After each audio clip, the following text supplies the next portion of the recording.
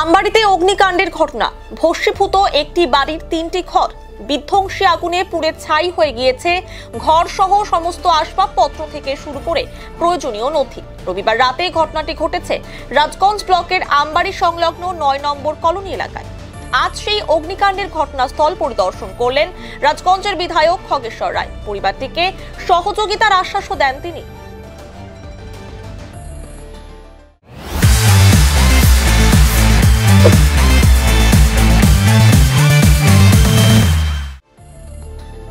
আমবাড়ি ৯ নম্বর কলোনির বাসিন্দা রাজীব রায়ের বাড়িতে গতকাল রাতে আচমকাই অগ্নিকাণ্ডের ঘটনা ঘটে। ঘটনার পর আগুন নেভানোর কাজে এগিয়ে আসেন স্থানীয়রা।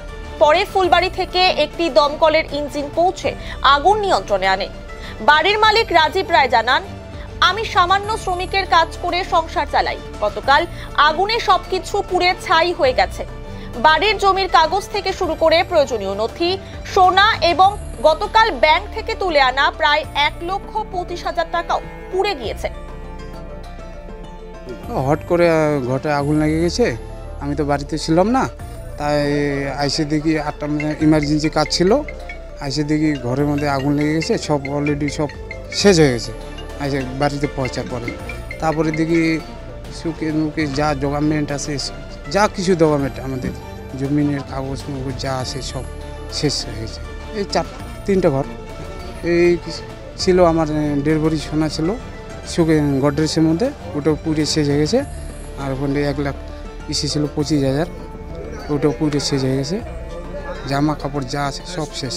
এই মিটার থেকে লেগে আমি তো রাজমিস্ত্রি কাজ করি, দিনমজুর। হ্যাঁ, এখন তো সেটা সমস্যা আমার বহুত। দিন কামাই রাত খাই।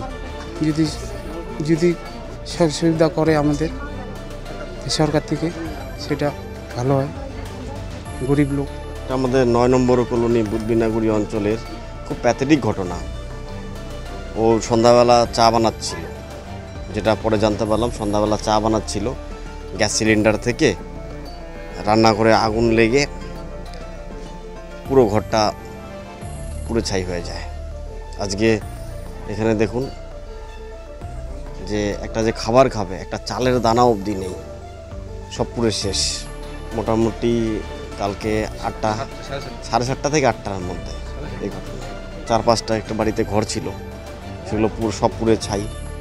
আপনাদের ক্যামেরায় আপনারা দেখান, যেখানে জামা কাপড় থেকে শুরু করে আসবাবপত্র থেকে শুরু করে কালকে এরা ব্যাংক থেকে লাখখানিক টাকা তুলেছিল যে মেয়ের নামে ফিক্সড করবে পোস্ট অফিসে।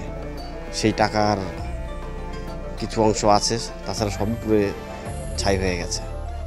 আমি আপনার ক্যামেরার মাধ্যমে, আপনার চ্যানেলের মাধ্যমে রাজগঞ্জ ব্লক তথা সারা বিন্যাগুড়ি অঞ্চল সমস্ত সুনাগরিক বিন্দু যারা আছেন, প্রশাসনের লোক যারা আছেন, প্রত্যেককে অনুরোধ করব, আমরা সবাই এর পাশে আছি। আপনারাও সবাই আসুন, পরিবারটাকে যাতে আবার মাথা তুলে দাঁড়াতে পারে, সবাই মিলে আমরা হেল্প করি। এদিন ক্ষতিগ্রস্ত পরিবারটির সঙ্গে দেখা করতে যান বিধায়ক খগেশ্বর রায়। পরিদর্শন শেষে বিধায়ক জানান, গতকাল রাতে আগুন লাগার খবর জানতে পেরেছি। আজ পরিদর্শন করে দেখলাম সব পুড়ে গিয়েছে। পরিবারটিকে বেশ কয়েকটি ত্রিপল তুলে দেওয়া হলো। সরকারিভাবে পরিবারটিকে সাহায্য করা হবে। সে গতকাল আমি ঘটনাটা জানি, গতকাল ছিলাম জলপাইগুড়িতে, আপনারা নিশ্চয়ই জানেন আগামীকাল কাউন্টিং আছে। সেই কাউন্টিং এজেন্ট ট্রেনিং নিয়ে ঝামেলা আছে। গতকালেই আমি 10টার সময় খবর পেয়েছি যে একটা বিন্যাগুড়ি অঞ্চলে রাজীব রায়ের বাড়ি গতকাল অনুমানিক 7টা, 8টা, 9টা হবে, যে আগুনে লেগে টোটাল ভস্মীভূত। তার জন্য আমি এই এলাকার বিধায়ক হিসেবে দেখতে এসে দেখলাম সত্যি কী অবস্থা। এবং যেটা শুনলাম 1 লাখ টাকার ক্যাশ ছিল, 1 লাখ টাকাও পুড়িয়ে গেছে, প্লাস সোনা গহনা যত কাপড় চোপড় কোনো কিছু সব কিছু পুরো ছাই হয়েছে।